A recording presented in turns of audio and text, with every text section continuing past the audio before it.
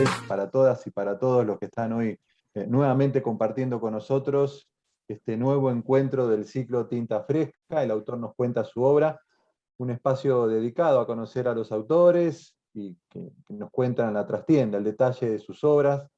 Es parte del trabajo que viene desarrollando la Fundación La Balandra, que busca contribuir con este tipo de espacios para el desarrollo de la narrativa argentina y difundir, como decía, y fomentar a las escritoras y los escritores argentinos y sus obras.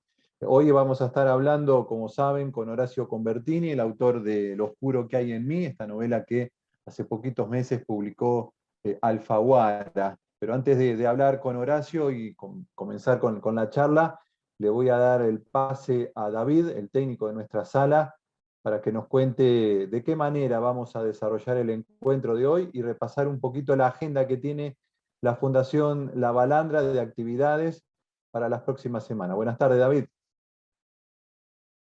Buenas tardes, Gastón, ahora sí. Gracias y bienvenidos a todos y todas.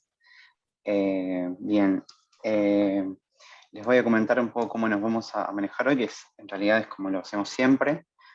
Les pedimos que mantengan sus micrófonos desactivados hasta llegado el momento de las intervenciones, que Gastón nos va a avisar cuándo llegará ese momento. También les pedimos que por favor, quienes no estén con su nombre correcto en el usuario de Zoom, que por favor lo modifiquen, o en caso de que no sepan cómo hacerlo, me lo pidan a mí. Les compartimos las vías de comunicación, que son las de siempre, que es Instagram y Twitter son @fundacionLB. Nos encuentran por Facebook en @labalandra y nuestro canal de YouTube, que es a donde va a estar subida esta charla en el transcurso de la semana, nos encuentran como Fundación La Balandra. También nos pueden escribir y contactarnos por los medios tradicionales. El mail, que es info@fundacionlabalandra.org.ar y www.lafundacionlabalandra.org.ar. Ahora, como les dijo Gastón, les voy a comentar un poco sobre las actividades del mes. Sí, tenemos una nueva charla en vivo, es el 9º encuentro del ciclo Debates, el oficio de escribir. Les invitamos a debatir y reflexionar en torno a los desafíos de editar desde el interior. Van a participar Eugenia Almeida, Silvia Biancardi y Pablo Donzelli. Va a estar moderada por Gastón Fiorda.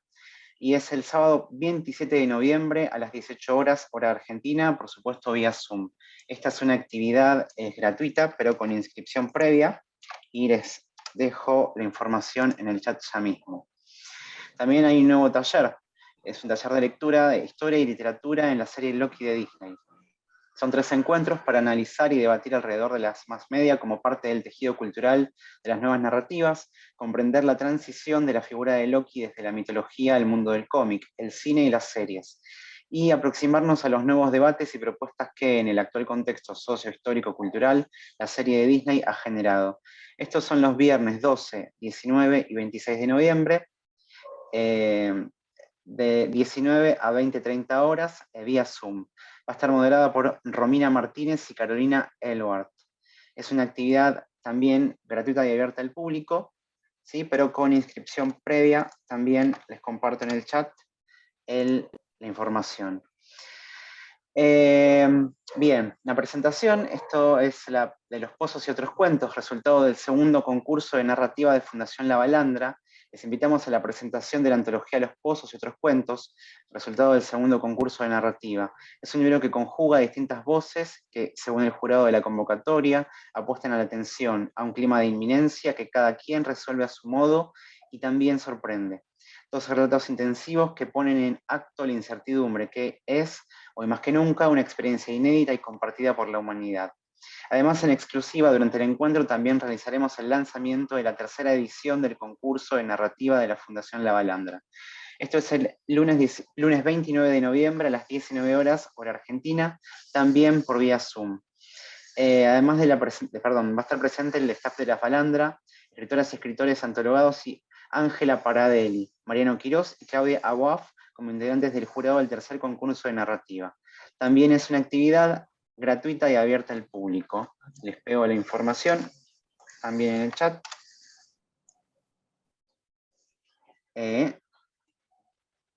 también, bueno, los invitamos, como siempre, a que conozcan la sala Julio Cortázar, en caso de que hayan, acá tengan publicada una novela, un libro de poemas, y quieren hacer la presentación en nuestro espacio. Les dejo la información al acceso a la Fundación, Sala Virtual Julio Cortázar en el chat. Y de vuelta le doy el lugar a Gastón. Gracias. Gracias, David. Bueno, comenzamos ahora sí. Horacio Convertini lee una breve reseña biográfica. Horacio Convertini nació en Buenos Aires, es escritor y periodista. Sus obras han sido publicadas en Argentina, España, Venezuela, Colombia, Estados Unidos y México. Con Los que duermen en el polvo obtuvo el premio Celsius a la mejor novela de ciencia ficción en habla hispana, otorgada por la Semana Negra de Gijón en España. Recibió además el Premio Municipal de Literatura por Los que están afuera, el Memorial Silverio Cañada de la Semana Negra de Gijón a la mejor ópera prima del género policial por la novela La Soledad del Mal y el Extremo Negro Van por El Último Milagro. También ganó el premio de novela Sigmar de la literatura infantil y juvenil por Terror en Diablo Perdido y fue distinguido con la mención de honor como autor destacado del año 2014 por la Asociación de Literatura Infantil y Juvenil de Argentina por la novela negra para adolescentes El misterio de los mutilados. Esto, entre otras cosas.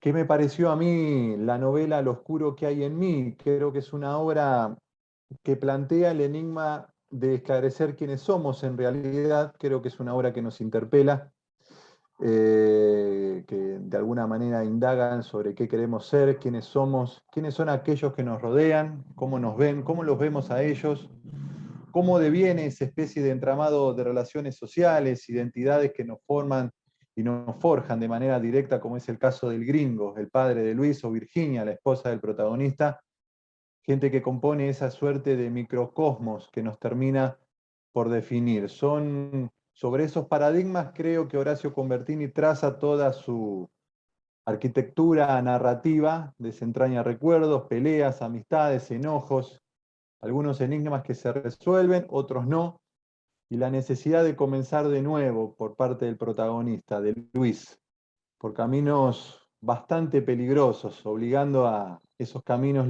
obligándolo a sacar, a mostrar lo oscuro que hay en él. En definitiva, creo que Luis es un hombre que no se muestra como es a simple vista, sino que es más bien una especie de misterio insondable. Pero me parece que lo es él y lo es casi todos los personajes, como Virginia, como lo es el papá, el Gringo, ¿no? Que de alguna manera lo obliga al hijo, a Luis, a cruzar y a caminar esos caminos sinuosos. Y pienso, Horacio, y ya te largo la primera daga, y te doy la bienvenida formalmente y te agradezco la amabilidad de estar acá con nosotros en este encuentro con la Fundación La Balandra. Pienso qué peligrosa que es la culpa, ¿no? Si de alguna manera la culpa no obliga a Luis, ya no por saber quién es el padre, sino por de alguna manera reconquistar a Virginia a caminar esos caminos sinuosos. Bueno, gracias por la presentación, Gastón, gracias por la invitación a los amigos de La Balandra. Y respecto a tu pregunta, yo creo que en el caso de Luis, el protagonista del oscuro que hay en mí, está movilizado más que por la culpa, en principio, está movilizado por... Sí, hay culpa, porque no sé si conviene spoilear, pero hay algo en él, dentro de él, que no está bien, hay una pieza desajustada, algo que siente que lo atrae y al mismo tiempo sabe que es repulsivo, pero además me parece que el mayor motor dentro de su comportamiento en la novela es la súbita y desesperada necesidad que tiene de escorrer los secretos que están alrededor suyo, ¿no? Es alguien que de golpe se ve envuelto en vidas, descubre que hay elementos invisibles en las vidas de los demás, en gente muy cercana. En su mujer también, sobre todo en su padre, pero también las va a ir encontrando, las va a ir recordando en compañeros de trabajo. Desde luego, en esa búsqueda también va a estar el recuerdo y lo extraño de su madre, y desde luego va en esa especie de deshojar los velos que recubren su vida y su relación con los demás, va a terminar encontrando un poco el carozo de lo que es él en realidad, o de lo que puede llegar a ser si se anima. Uh-huh.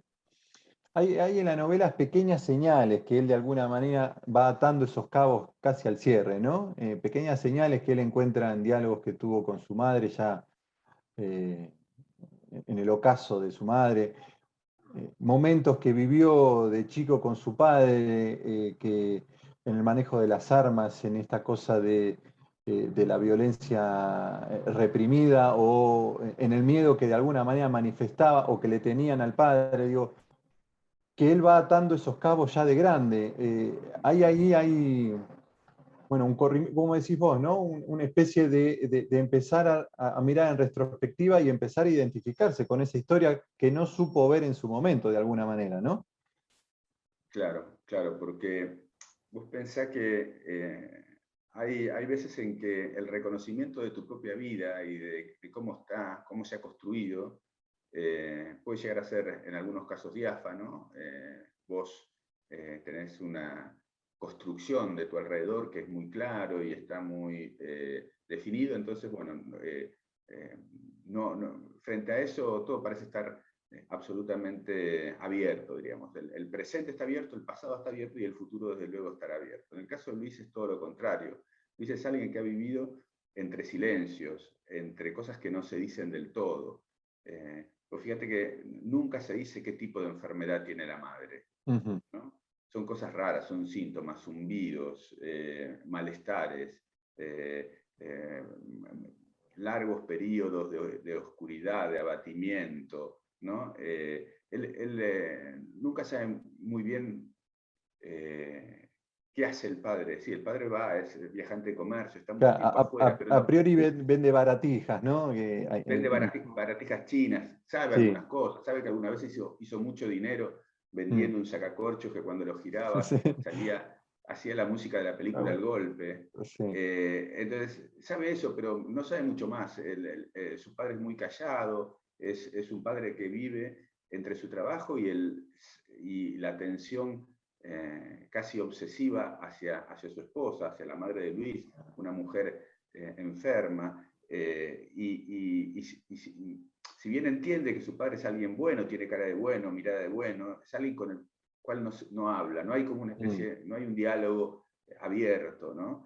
Y en esos misterios empiezan a aparecer destellos del pasado. Cuando ciertos misterios se develan en el presente, Claro, hay rompecabezas que se arman solos, ¿no? claro. Aquella vez que se fueron de vacaciones a un campo, Sí. para que su madre tuviera un poco más de tranquilidad y sol y pudiera escapar El un poco. partido de fútbol, la escena de la pelea en el marco de un partido de fútbol, ese es clave. Ahí le cierran muchas cosas, ahí me parece, ¿no? El protagonista. Claro, y eso lo recuerda al final. Claro. Yo voy a contar un entresijo de la novela, algo que no está en la novela, pero esa escena es una escena real. Esa escena es una escena real. Y yo la viví cuando tenía 6, 7 años. Y es tal como la estoy contando ahí, sin la participación de mi padre real en la forma en que participa el gringo en esa escena. Claro. Pero yo los sábados mi viejo me llevaba a distintos lugares, a canchitas, a ver partidos y qué sé yo, y a pelotear un rato. Y un día varias veces fuimos a ver partidos de este club de aficionados que se llama Pinitas. Sí. Y pasó lo que narro en el cuento, ¿no? Que aparece un tipo con una chata, vestido con un pijama. Yo estaba aburrido viendo un partido grande, yo tenía 6, 7 años, entonces correteaba por ahí, miraba, andaba curioseando por ese lugar, que era un lugar bastante inhóspito, pero tal vez en la infancia uno nada lo ve suficientemente inhóspito. Claro. Y bajó este tipo, baja de la chata, se levanta el pijama, desafía a otro, se levanta la blusa del pijama diciendo, mira, no traje nada, estoy desarmado, vení. Y el que va, vos lo ves reticente, qué sé yo, va, se para frente a él, saca un revólver de no sé dónde y le pega un tiro en la pierna. y el otro queda bailando en una pata, gritando, y se va. Y en mi caso me acuerdo que fue una gran decepción todo lo que vi, básicamente porque el tiro no sonó como en las películas, ¿no? En las películas, estoy hablando de las películas de los años 60, comienzos de los 70, las películas de vaqueros, que o veías en la televisión, en cine de superacción, o veía en el cine de los curas, porque la iglesia tenía un cine, la iglesia de Pompeya, en la parte tercera, tenía un cine que daban 3 películas en continuado, por 2 pesos, por 2 mangos, y ahí íbamos, nos llevaban a los chicos a ver películas de vaqueros. Las balas eran deflagraciones extraordinarias, con un ruido, y uno se especializaba, además cuando jugaba de chico, a mí me gustaba mucho jugar a los soldaditos y jugar a los vaqueros y esas cosas. Uno se especializaba en imitar la onomatopeya del disparo, ¿no? El ruido del disparo. Y esto había sido un disparo seco, hacía tac. Y así no Como podía madera, ser. vos decís, ruido de madera, dijiste vos, como si Era de golpearan madera, a dos mí me había maderas. parecido que era el ruido de 2 maderas. ¡Tac! Sí, Y no podía hacer un tiro. El tiro tenía una deflagración que, con ecos y con claro, ruidos agudos, y el tiro no llegaba a destino, ¿no? claro, Eh, sí. bueno, y ese recuerdo me quedó muy vívido. Yo debería tener 6, 7 años, no más de eso.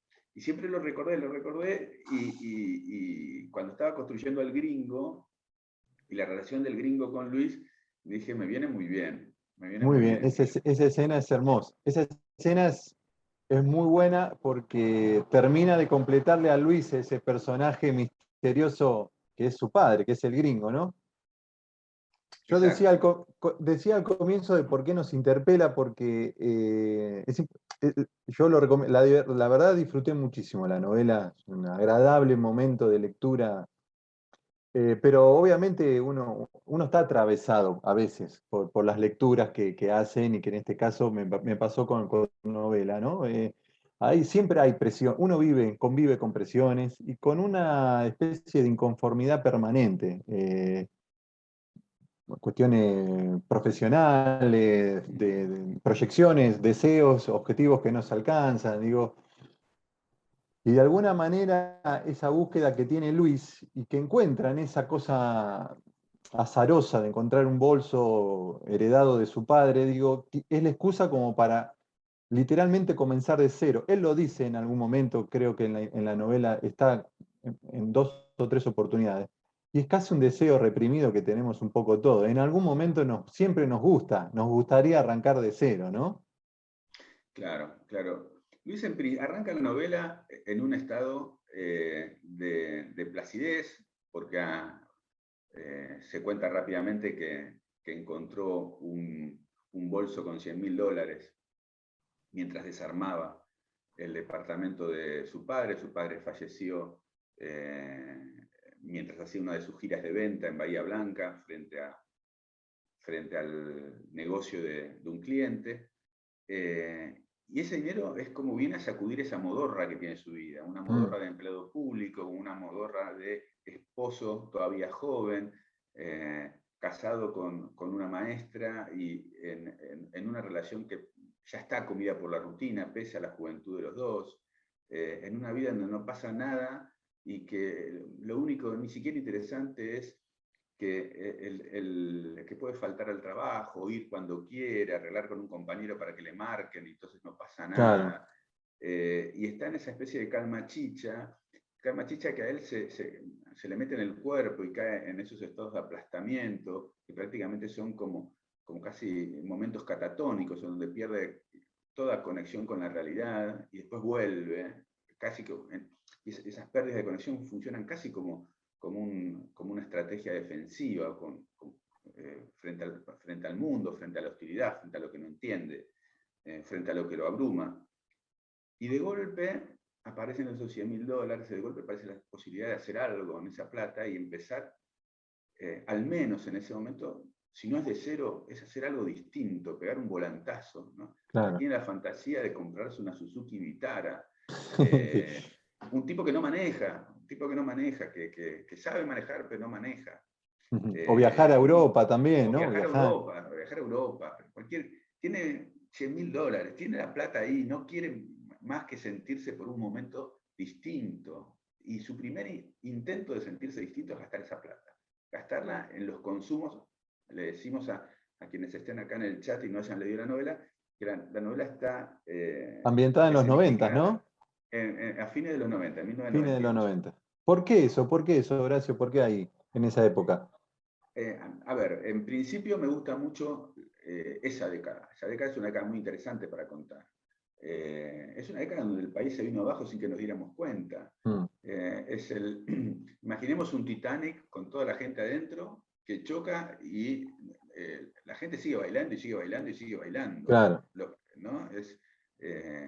Obviamente no seguían bailando por ahí los que estaban abajo de las últimas cubiertas cuando empezaba a subir el agua, pero los que estaban arriba seguían bailando, y se cocinó, diríamos, uno de los fracasos más estrepitosos de la Argentina, disfrazados de un hiperconsumismo, disfrazados de las baratijas chinas. Sí, el 1 a 1, la gran nube del 1 a 1. Del 1 a 1 y viajábamos al mundo y nos compramos un montón de cosas.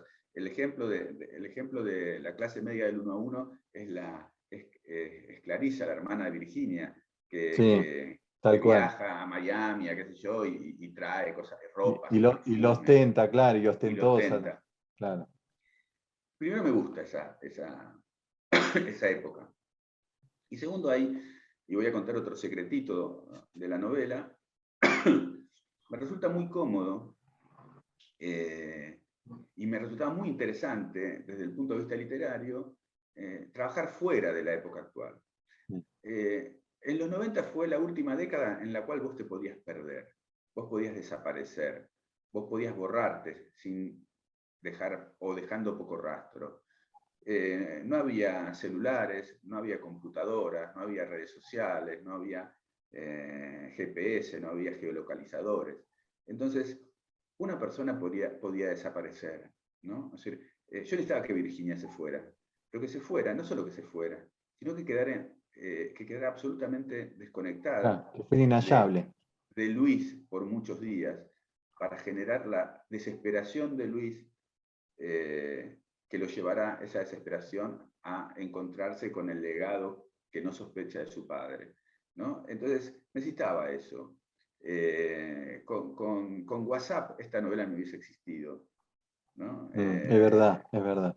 Con WhatsApp esta novela no hubiese existido. Entonces, me pregunto qué difícil debe ser para los autores de novela negra de estos tiempos, sobre todo de las novelas policiales de enigma de estos tiempos, es escribir una novela policial ahora, en el siglo XXI, en donde cualquier paso puede ser grabado en la calle, cualquier persona puede ser localizada porque tiene su celular encendido.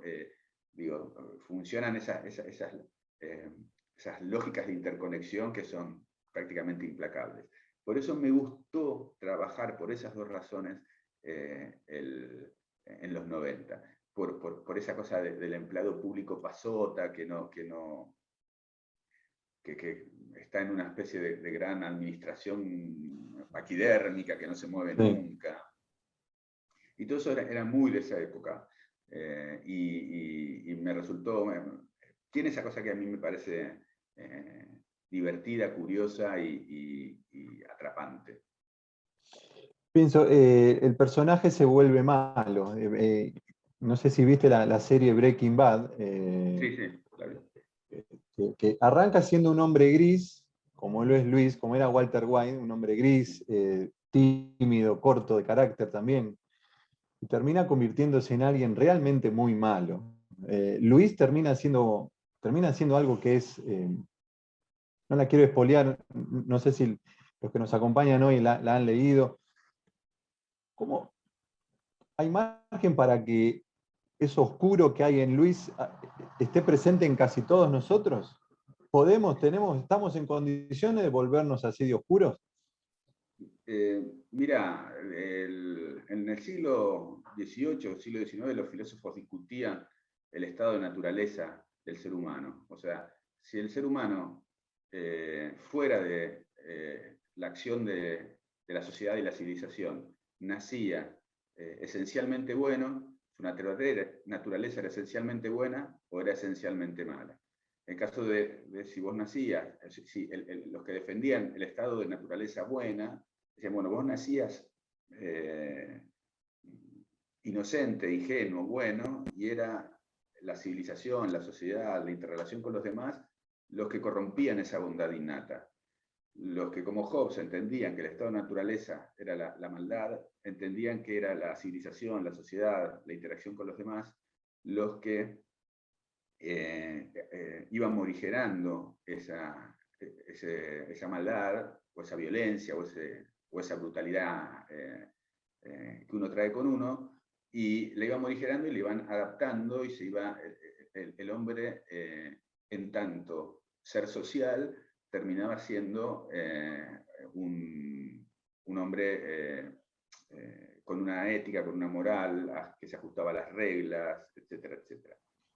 Yo entiendo que es altamente probable que ese estado de naturaleza, si se puede hablar en esos términos hoy en el siglo XXI, es un estado de naturaleza de maldad. Es decir, lo que a vos te contiene es la sociedad, lo que a vos te contiene es la educación, la civilización, la instrucción, los valores morales de tu época, los valores morales que te inculcan. Incluso estamos viviendo épocas en donde hay una interesantísima transformación de esquemas sociales y morales, y vemos cómo eso se va modificando y va cambiando, ¿no? Entonces, cosas que eran naturales hace 30 años, hoy ya eran naturalmente aceptables, hace 30 años hoy ya no se aceptan, son vistas de otra manera, y bien que lo son. Entonces, lo que entiendo es que en cada uno de nosotros habita, y esto puede parecer como una especie de licencia literaria o algo, o argumento poético para justificar la novela, pero realmente lo siento, creo que en cada uno de nosotros habita una partícula siniestra que estará más activa, menos activa, que aparece o desaparece, o que a veces juega más fuerte en nuestra vida y en nuestro desempeño social, y otras veces no juega nunca, pero que está ahí. Y a veces de lo que depende es del contexto, de qué manera, si el contexto ayuda a sacarla o no sacarla. Claro. ¿No? Está lleno de... Cuando vemos las películas, cuando yo era chico, perdón, millennials, había un género que se llamaba cine catástrofe. Eran películas en donde se sucedía efectivamente una catástrofe. Por ejemplo, la película Terremoto, donde había un terremoto, ¿no? Entonces, vos veías, en general el elenco era enorme, grandes estrellas de distintos países formaban parte del elenco de este tipo de películas, y lo que vos veías era el comportamiento social en un estado de excepción y extraordinario, y de amenaza. Entonces siempre veías en esas películas catástrofe que mucha gente que empezaba la película siendo buena, educada, instruida, en el momento de la mayor crisis, en donde estaba su vida en juego, actuaban con la mayor vileza, se volvían ruines. No todos. Muchas veces un truquito de los guionistas era que el que pintaba mal en el comienzo, porque era por ahí medio un delincuente o medio un pícaro, un vivillo, en ese momento terminaba convirtiéndose en el héroe, ¿no? Yo creo que más allá de que eso es un ejemplo menor que tiene que ver con el cine de alto consumo de los años 70, funciona eso. Cuando vos ves en estado de crisis, aparece muchas veces esa partícula siniestra en alguno de nosotros. Sí, sí. La avaricia, o el sálvese quien pueda a favor mío, ese tipo de cosas. A partir entonces de lo que te escucho decir, que coincido y comparto, creo que en los momentos de excepción sale o lo más noble o lo más ruin de cada uno. Y no sé si hemos vivido o no un momento catastrófico, como decías vos, del terremoto, pero creo que la pandemia también nos puso también un poco en relieve. Bueno, lo de la pandemia eran los tipos del consorcio que le pegaban un cartel a un médico Claro. en el ascensor diciendo, trate de no usar el ascensor porque no nos queremos contagiar. O múdese, o váyase de acá, y el tipo estaba váyase de acá, tratando de salvar vidas. Sí, es cierto. Sí, por eso, digo, en esos estados de excepción uno muestra lo bueno o lo malo, o la gente exhibe lo bueno y lo malo. Entonces, a partir de eso digo, bueno, ¿cuál era el verdadero Luis? ¿El del comienzo o el del final? ¿O es el mismo Luis que tiene esas dos caras? El del tipo sombrío, pacífico y no sé si bonachón, o el tipo capaz de empuñar un arma y disparar. Es la misma persona en distintas situaciones, pero no hubo una transformación, sino que eso estaba en él, esas dos caras de una misma persona. Yo creo que sí, Gastón, hay una transformación, y la transformación consta de revelar lo que hasta ese momento vos estuviste enterrado. Esa es la transformación que él sufre. Él saca el último velo, el que lo cubre a él, ¿no? Él encuentra esa partícula siniestra, y la va a encontrar por un montón de acontecimientos, de peripecias y de descubrimientos que va a hacer a lo largo de la novela. Y creo que ahí está la transformación. En ver que puede ser otro, que puede ser distinto, que hay algo distinto en él, y en asumir que eso, en asumir que ese destino también puede ser el suyo, y lo asume como tal. No se retrae, ¿no? Hay John Gardner, el escritor norteamericano que fue el profesor de Carver, ¿no? El maestro de Carver, el tipo decía en la novela, perdón, en el libro Para ser novelista, creo que se llama así el libro. Es un libro que lo tengo anillado, ¿no? Me lo pasaron, andaba circulando en un taller literario que yo... Sos de la vieja escuela en muchos sentidos, Bueno, Gardner decía que el héroe de una novela, frente al obstáculo, tiene tres opciones. Lo enfrenta y triunfa, lo enfrenta y es derrotado, o se inhibe. Luis se va a enfrentar a ese obstáculo que en algunas historias pueden ser obstáculos materiales, enemigos, y en otras cosas pueden ser situaciones clave, ¿no? En este caso son situaciones clave, son una verdad, la revelación de una verdad. Frente a eso la afronta y toma ese legado que se le aparece y que viene del pasado, no se anima o se inhibe. Bueno, ahí estará en el juego de esas tres posibilidades que Gardner le adjudica a todo héroe de novela, también un poco se va a mover el héroe del oscuro que hay en mí. Ahora, el legado de Luis es un legado propio. Él hace lo que hace por una especie de reconocimiento de ese legado heredado de su padre, o lo hace con el objetivo final de encontrar en ese legado, en esa tarea que él descubre, la posibilidad de la reconquista de Virginia, de encontrar ese dinero que su trabajo habitual no le daba, y eso que sea un puente para la reconquista de Virginia. Yo, honestamente, si fuera alguien que observa desde afuera el comportamiento de Luis, diría que la reconquista de Virginia es la excusa más fuerte que tiene a mano para animarse a cambiar su vida, a salir del aplastamiento, esos síntomas catatónicos que lo embargan, esa idea de vergüenza de sí mismo, esa cosa que por momentos es como un peso sobre sus hombros. Es Virginia la excusa, el motor, es Virginia el motor, pero también es la excusa, ¿no? Creo que lo que él necesita es encontrar dentro de sí mismo algo que lo haga sentir orgulloso, que no lo haga sentir un energúmeno, ¿no? Que no lo haga sentir el tipo callado y casi, no digo tonto, pero el tipo poca cosa, que es tanto en la oficina como en la familia con la cual vive. ¿Te identificás con algo del personaje principal? O digo, ¿Luis tiene algo tuyo? ¿O hay algo de vos en la novela? No, más allá de que hay algunas anécdotas que tienen que ver, que han sido, que tienen que ver con mi vida, que han aparecido ahí, diríamos, ¿no? Por ejemplo, la novela de lo sucedido en la cancha de Pintitas, que me venía muy bien para ponerla ahí, o por ahí el recuerdo de la película de Henry Fonda en el cine Los Andes de Boedo, un cine que ya no existe más. Ninguno de los cines de Boedo existe más. Una película que vi a los 10, 11, 12 años, no me acuerdo muy bien, un western.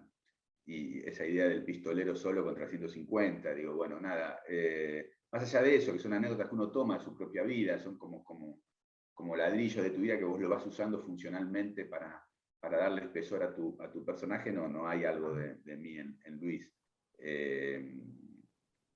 La verdad no lo veo a Luis y no me identifico en su forma de actuar, además tampoco en la autovaloración que tiene Luis. Luis me parece que tiene un problema enorme de autoestima. Y lo ves así como, medio como arrastrándose en la vida, sin saber si se queda parado. En un momento él dice algo así, que él no nació para enfrentar las olas, para romper las olas. Él nació para quedarse ahí, para estar como haciendo la plancha. Bueno, no me identifico con él, pero sí sé que a veces estos personajes que uno los ve tan insignificantes terminan siendo los peores, ¿no? Terminan siendo a los cuales tenés que tener más miedo, más que al que grita, más que al que parece mucho más malo, imponente en el día a más día. imponente.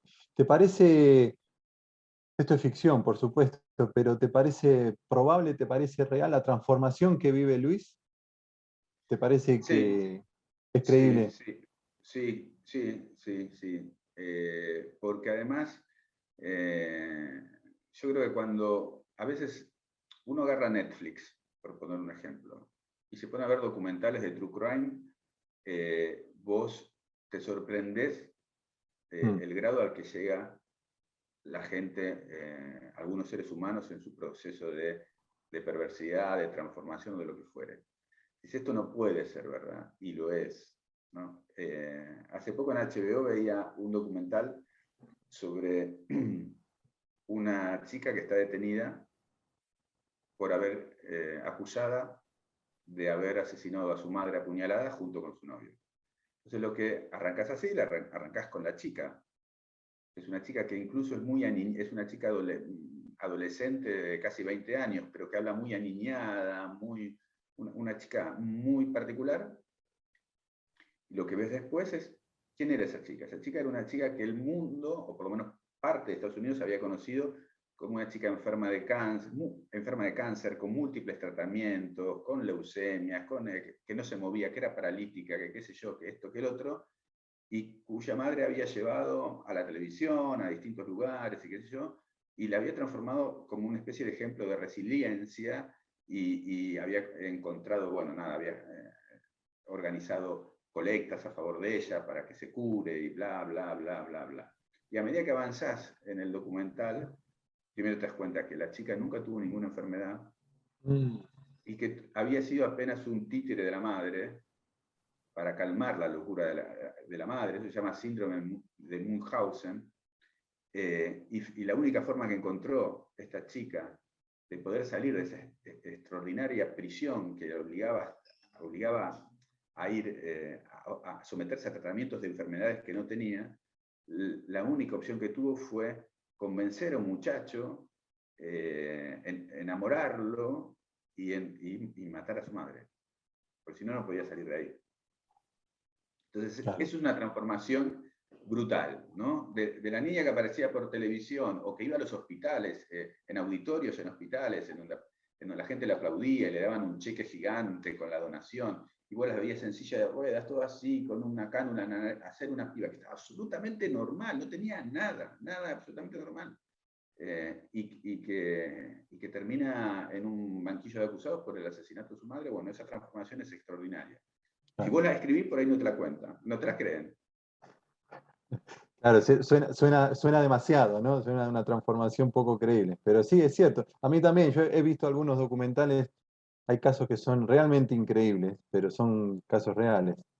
Digo, porque el personaje resulta creíble toda la historia, ¿no? La decisión que toma, o sea, no, la decisión que toma al final realmente es sorprendente. Yo cuando lo leí, antes de leer qué es lo que resuelve, porque no sabés qué resuelve en ese momento, la manera en que vos redactás, como fragmentás la historia por los capítulos, cuando yo voy a continuar, yo creí que no se iba a animar a hacer lo que hizo. Por el perfil que me daba el personaje.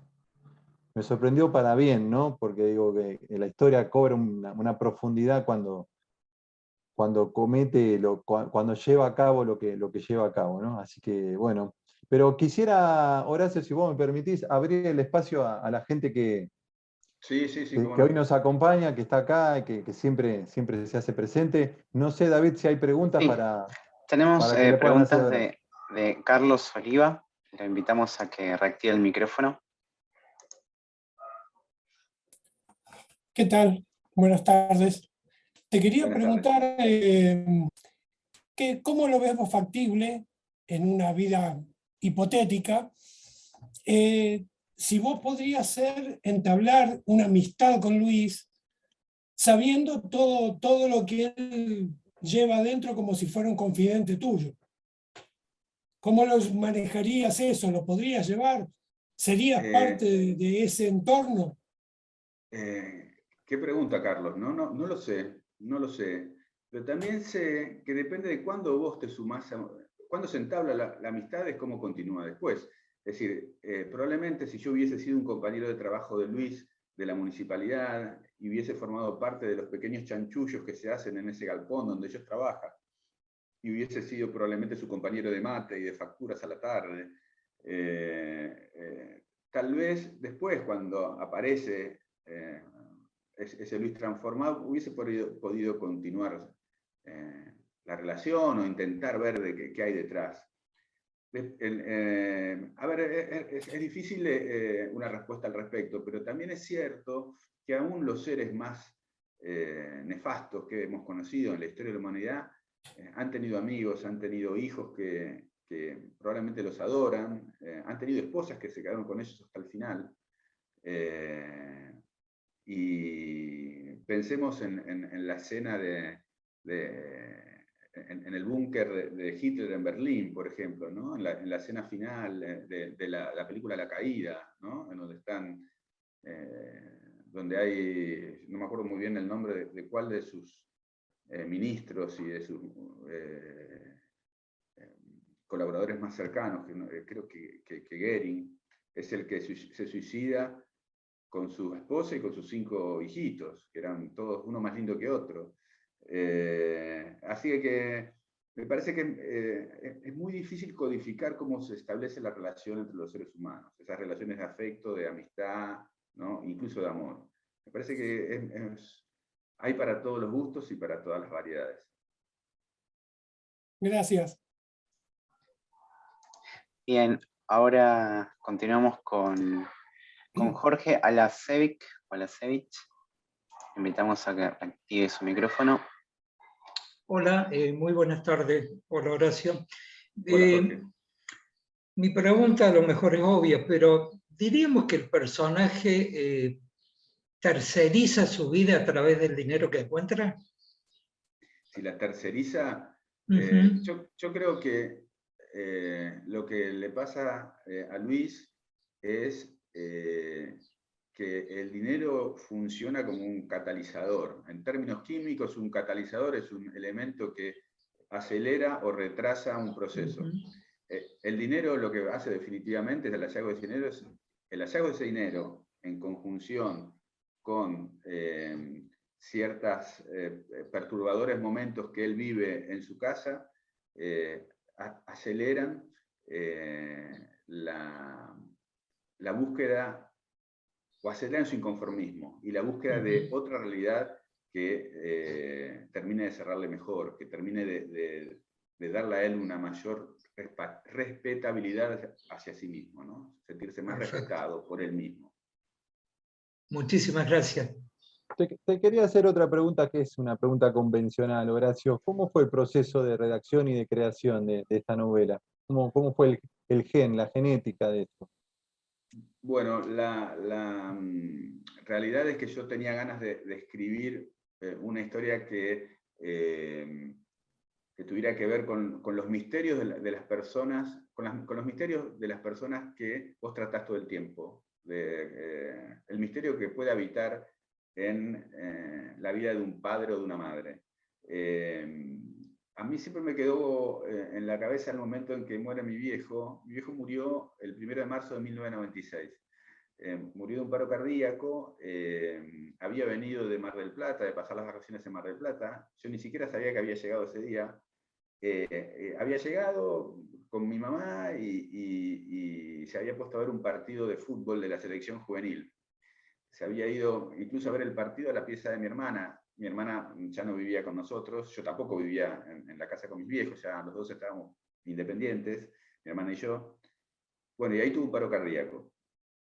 Entonces, bueno, fue un gran momento de shock para mi mamá, un gran momento de shock para mi hermana, y hubo que volver a esa casa a empezar a ver los papeles para armar la pensión de mi mamá, para ver, bueno, si había cosas que pagar, bueno, ese tipo de cosas.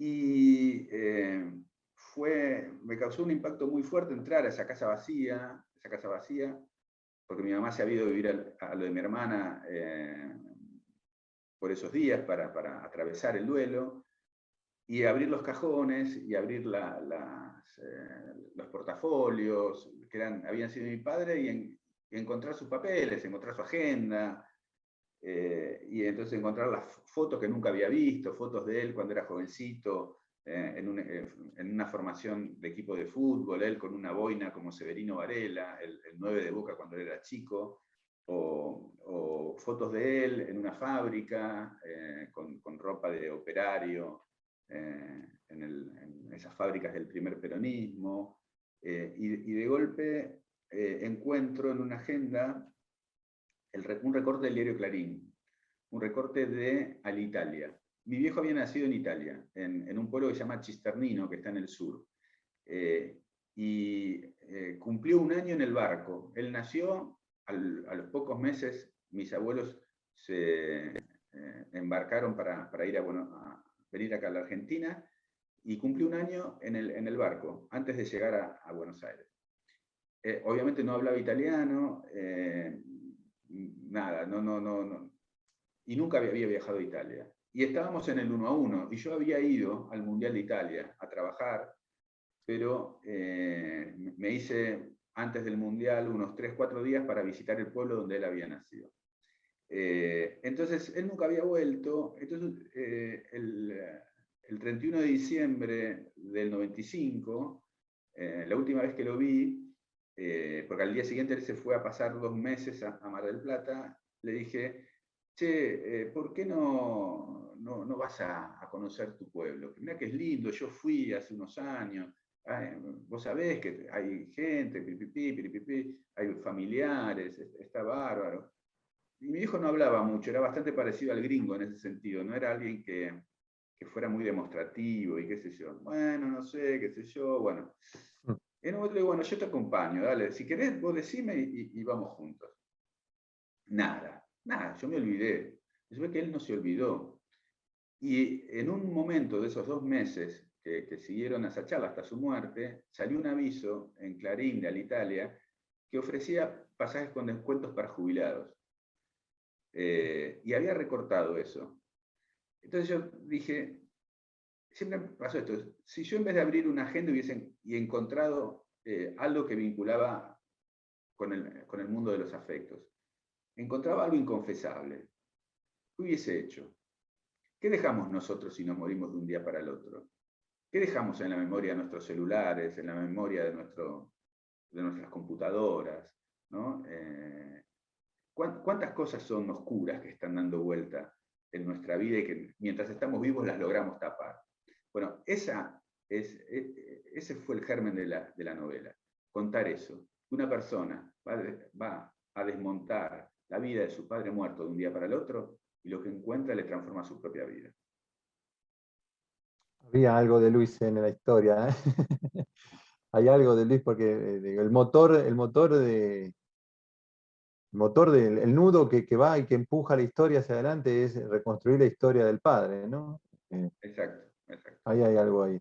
Hay algo que leí de tu biografía como escritor que me llamó mucho la atención. Digo, no tiene nada que ver con esta novela, pero sí con vos como autor, que es que comenzaste a publicar, para el mundo literario se podría decir de grande, 45 años puede ser que hayas empezado a Sí, publicar, que sí. paradójicamente uno cree que, bueno, que todos los escritores, vos sos un escritor ya consagrado, multipremiado, publicado en las principales editoriales. Y lo particular en tu caso es que empezaste a publicar a los 45 años, cuando quizás el dogma marca que a los 20 y pico ya tenés que estar mostrando tus primeros textos. ¿Por qué se dio? ¿Cómo fue esa peripecia? Primero porque la realidad es que yo soy periodista de medios gráficos, trabajo en la revista Viva y trabajo ininterrumpidamente como periodista desde el año 1983.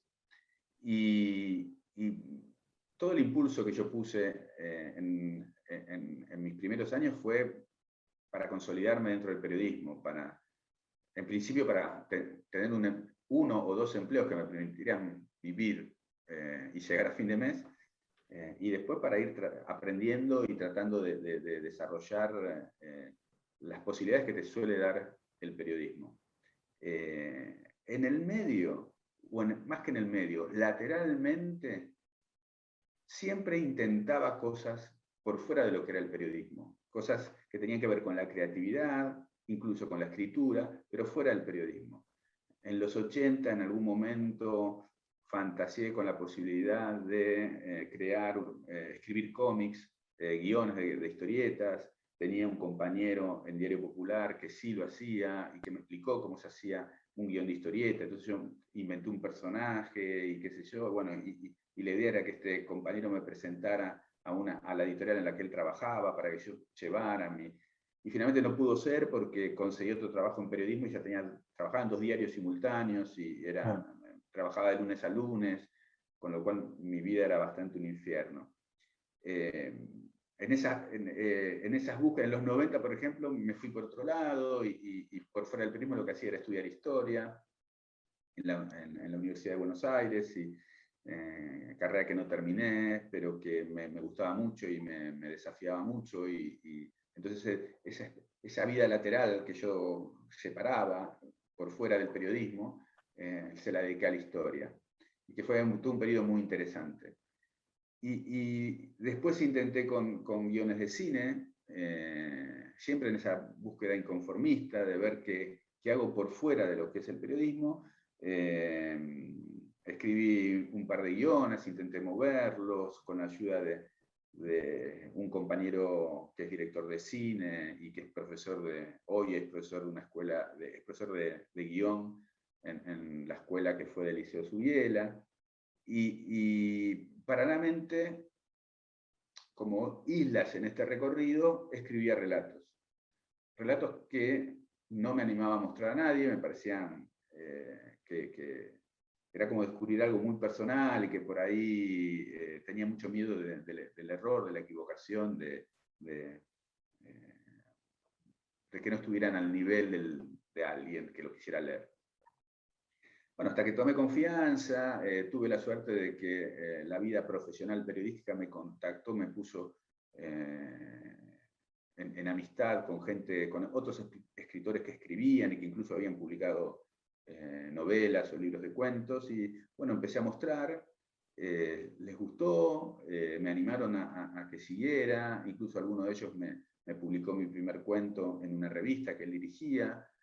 Y bueno, a partir de ahí empezó todo un proceso muy decidido de que sentí de alguna manera que ahí había algo que tenía que explotar, que ese era el camino lateral que había buscado tanto tiempo y que no encontraba. Claro. Y empecé con un taller literario con Pablo Ramos, que fue muy formador para mí, fue extraordinario, y fue como haber desactivado la espoleta de una granada, porque empecé a escribir casi Sacaste lo oscuro que había en vos. Apareció lo oscuro que había en mí, efectivamente, y era levantarme todos los días a las 6 de la mañana a escribir, y darle, y producir, y sin temor al error, sabiendo que todo es perfectible, que parte del proceso de escritura también es exponerse a ese error, Claro. exponerse a la mirada ajena, a la crítica, a la sugerencia, y bueno, así fue, como una especie de gran acelere de 0 a 100 en muy poco tiempo. Qué bueno, muy buena historia. David, no sé si Sí, queda... tenemos a una pregunta de Paula y luego de Nicolás. Vamos Invitamos con a que esas Paula... dos. Vamos con esas dos y cerramos ya la actividad. Hola, buenas tardes, ¿me escuchan? Sí, te escuchamos, escucho, Paula. Bueno, antes que nada quisiera felicitar a Horacio porque me encantó la novela, la verdad que es muy buena y muy buena la relación que haces con la cita de Borges, Claro. del personaje de Tadeo Isidoro Cruz. No, es más que nada lo que yo sentí con respecto a Luis, que a mí me pareció que es un personaje más oscuro aún que su padre, porque su padre dentro de todo lo hacía por un fin, una finalidad. En cambio, Luis me parece que se le develó lo oscuro que hay en la esencia de él.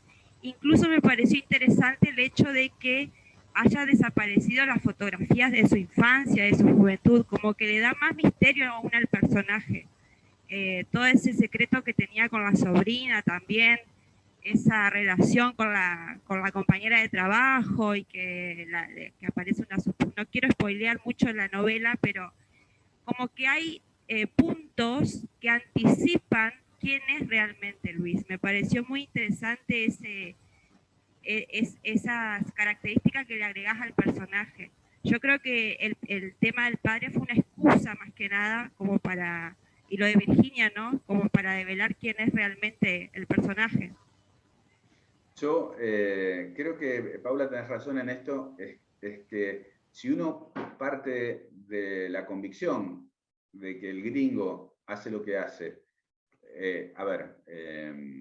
Luis tiene la duda, Luis se lo pregunta, no lo sabe, pero si uno parte de la convicción que la respuesta posible a ese comportamiento clandestino del gringo se debe a que lo hace para conseguir dinero, para atender, para darle la mejor atención médica posible a su esposa, si lo comparamos con las motivaciones que tiene Luis, obviamente las motivaciones de Luis son más oscuras, ¿no? Luis es como alguien que empieza a tener fisuras en su comportamiento social de distinto tipo. Una de ellas, por ejemplo, es el comportamiento con su sobrina. Así que me parece que acuerdo con vos, ¿no? Que por ahí Luis llega a una profundidad aún mayor que la de su padre. Bien, continuemos con Nicolás. Buenas, Horacio, Gastón. Muy interesante la charla. Yo justo iba a preguntar casi lo mismo que Paula. O sea, me parecía que había en la búsqueda de este padre desconocido, más que la búsqueda de la verdad, había la búsqueda de una justificación para darle acceso a aquello oscuro que venía pidiendo pista en el personaje, en Luis. O sea, como diferentes señales, como recién decía Paula, en el trabajo, esto de... O sea, uno trabaja y siempre roba de acorde a lo que puede. O sea, si vos estás en la oficina, te llevas una lapicera, te llevas una resma de hojas. Ahora, ¿qué pasa cuando hay algo oscuro ahí que está pidiendo como con su sobrina? Entonces me daba ese hincapié, como que quería encontrar algo oscuro en el padre para justificar la propia oscuridad en él. Sí, creo que hay algo de eso. Estamos hablando, el que habla es Nicolás Ferraro, es escritor, tiene 35 años, ayer presentó Ámbar, una novela extraordinaria de la editorial Revolver, la recomiendo enfáticamente, es una novela negra muy buena y él escribe novela negra y es uno de los mejores y lo envidio mucho por su juventud. Pero sí, Nico, funciona eso, que Luis es alguien silenciosamente oscuro, ¿no? Civilinamente oscuro. Y va apareciendo cada vez más y cada vez más y cada vez más y cada vez más. Y al fin de la historia, cuando vos mirás hacia atrás y haces como una especie de contabilidad sobre la vida de él, vas a encontrar claramente todas esas marcas que te vienen diciendo que el tipo tiene adentro otra cosa, que no es solo el empleado calladito de un galpón municipal, hay algo más en él. Gracias, Nico, gracias, Paula, gracias a todas y a todos, gracias, Horacio, por esta charla, la verdad apasionante, gran novela. Les quiero decir a todos, tenemos la novela acá de Horacio, que la vamos a estar sorteando, este ejemplar lo vamos a estar sorteando entre todos los que hoy estuvieron aquí. Seguramente en la semana después la Fundación, a través de sus redes y línea de comunicación, va a estar dando el nombre de la ganadora o el ganador, pero bueno, este es el plus que siempre damos en estas charlas. Un placer leerte y ahora charlar con vos, Horacio. La verdad, un placer. Bueno, Gastón, muchas gracias a ustedes. La verdad, un lujo poder compartir con toda la gente de La Balandra los secretitos de lo oscuro que hay en mí. Muchas gracias. Un beso grande para todas y todos, y bueno, buen fin de semana. Mañana.